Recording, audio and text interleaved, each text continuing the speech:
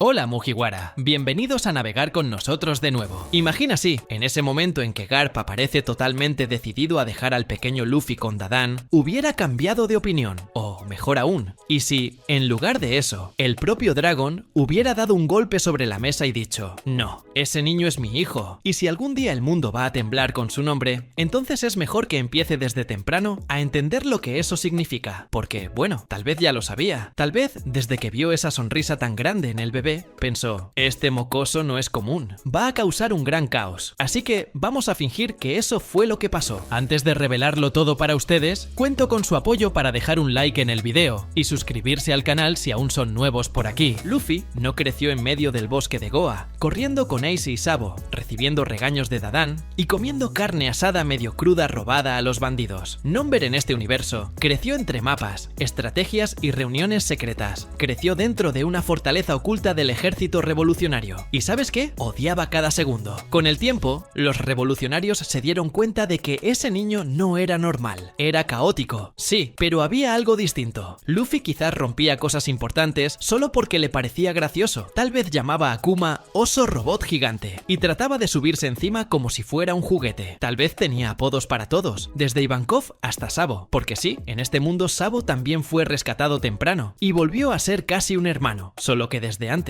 Los dos juntos, peor que dos misiles de ideas. Pero Dragon no lo dejaba pasar. Le enseñaba todo lo que podía. Y más que eso, le dejaba ver. Ver el dolor de las personas. Ver cómo el gobierno mundial manipulaba los periódicos. Ver a los esclavos de Mary Joyce. Tal vez incluso lo llevaba a una misión pequeña solo para que entendiera. El problema es que Luffy no es alguien que entienda el dolor con la razón. Lo entiende con el corazón. Así que cada vez que veía una injusticia, quería golpear a alguien. No planear, no crear una red de espionaje. Quería resolverlo a golpes, y eso frustraba a Dragon. A los 7 años, Luffy ya decía que iba a ser el rey de los piratas, y eso enojaba a Dragon. Decía que era infantil, decía que los piratas no cambian el mundo, que los piratas son solo piezas del juego, pero Luffy solo reía y decía, no me importa, lo voy a ser. Y quizás en ese momento, Dragon recordó a alguien, a Roger, porque tal vez lo había visto de cerca alguna vez, y ahora ese mismo brillo estaba ahí, pero ahora era en su hijo, y no podía apagarlo, ni aunque quisiera. A los 10 años, Luffy escapa, otra vez, pero esta vez llega lejos. Va a una isla llena de marines, solo, con una ollita de carne atada a la espalda, y el sombrero que Dragon le había dado diciendo que, una vez fue de un hombre que reía hasta el final, solo quería aventura, y en esa aventura termina preso, pero no por mucho tiempo, porque quien aparece para salvarlo es Sabo. En este universo, los dos crecen como hermanos revolucionarios, pero con un detalle. Luffy nunca olvidó que quería ser pirata, y Sabo, bueno, Sabo es Sabo. Dice que quiere ayudar al mundo, pero también ayuda a Luffy, y por eso se meten en misiones que nadie autorizó. Una vez terminaron en un barco de un Tenryubito, solo para liberar a los esclavos. Luffy casi recibe una paliza, pero cuando lo atraparon, por primera vez, el Haki se escapó. Un brillo en los ojos, una presión en el aire, y los guardias cayeron inconscientes. Todos. Dragon vio eso y no dijo nada, solo miró, porque tal vez ya sabía que su hijo llevaba dentro algo que ni él entendía, algo más allá de cualquier revolución. Cuando Luffy cumplió 14 años, el mundo ya conocía su nombre, no como pirata, sino como un pequeño terrorista, alguien que aparecía de la nada, lo desordenaba todo y desaparecía riendo. Pero Luffy quería más, quería un barco, quería zarpar, quería el mar abierto, y entonces, un día, le dijo a su padre, tú quieres cambiar el mundo a tu manera, pero yo lo voy a cambiar a la mía. Y se fue, con la bendición de Ivankov,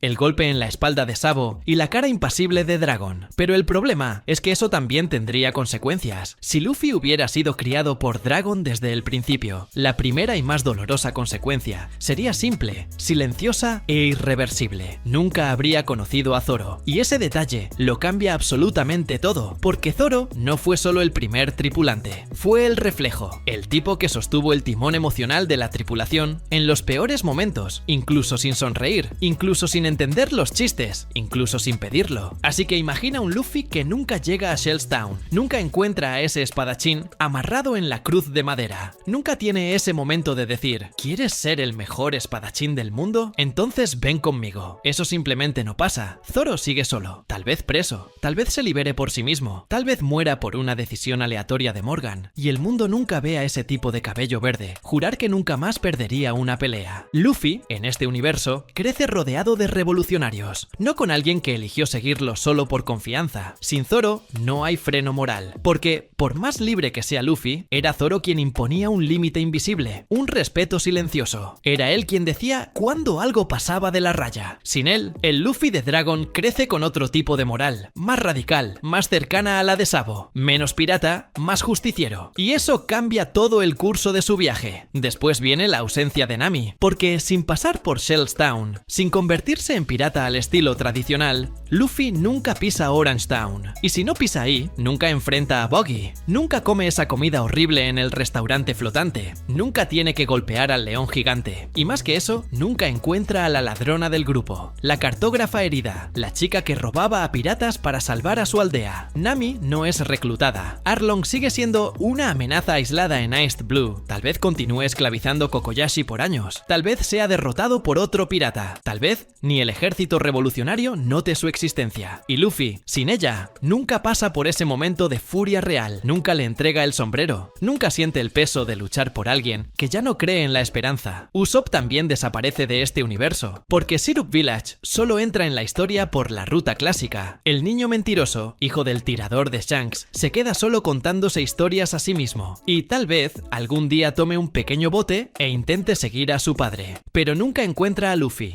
nunca escucha que es valiente, nunca se convierte en Sniper King, nunca tiene la oportunidad de, entre lágrimas, decir soy débil, pero aún así voy a luchar. Y sin Usopp, sin su puntería, sin su corazón blando, la tripulación que podría haber nacido nunca tendría ese elemento humano, ese vínculo con el miedo y con el deseo de superarlo. Sanji, olvídalo, el Baratie jamás estaría en la ruta de un revolucionario. Tal vez el Luffy criado por Dragon ni siquiera se interesaría por un restaurante en medio del mar. Y aunque pasara por allí, sin el mismo corazón hambriento, tal vez no crearía un lazo con ese cocinero del cigarro en la boca. Sin Nami para convencerlo, sin Zoro a punto de morir, sin Don Krieg para causar caos, quizás Luffy nunca vería a Sanji arrodillarse ante Zeff, llorando, diciendo que quería pagar su deuda. Y Sanji, atrapado en el Baratie, nunca descubriría el camino hacia el All Blue. Se quedaría allí, cocinando para piratas malos, soñando en pequeño, viviendo en el Cassie. Y Chopper, la isla Drum, sería solo una página en los registros del ejército revolucionario, una monarquía helada, enferma y aislada. Guapol sería solo un nombre más en la lista de tiranos, y el pequeño reno que un día se fascinó con los piratas, probablemente se quedaría en la montaña, cuidando a las renas, solo, visitando la tumba del Dr. Hiruluk, sin alguien que le dijera que los monstruos también pueden ser aceptados, sin alguien que le sonriera con un sombrero de paja. Robin tal vez aún sería rescatada por los revolucionarios, pero no de la misma forma. Sin los sombreros de paja, quizás nunca encontraría un grupo que la tratara como amiga. Tal vez solo se convertiría en una pieza táctica, usada en misiones de espionaje. Tal vez nunca vería la belleza de tener un lugar bajo el sol. Tal vez nunca dijera quiero vivir. Frankie seguiría en Water 7, sin tener a la tripulación como impulso para construir algo más allá de armas, sin construir el Sunny, sin formar parte de algo más grande. Y Brook, atrapado en el Triángulo Florian, quizás escucharía su propia risa resonar durante décadas, sin encontrar un alma viva, sin cantar Binks no saque para nadie. Sin esos encuentros, la saga de Luffy no tendría color. Tendría fuerza sin duda, tendría impacto, quizás incluso más pronto, porque Dragon lo prepararía para eso, pero no tendría emoción. Sería un camino de propósito, y no de descubrimiento. El Luffy que creció en el ejército sabría qué es la justicia, pero quizás nunca entendería el valor de la amistad en su forma más pura. Al final de cuentas, el Luffy de Dragon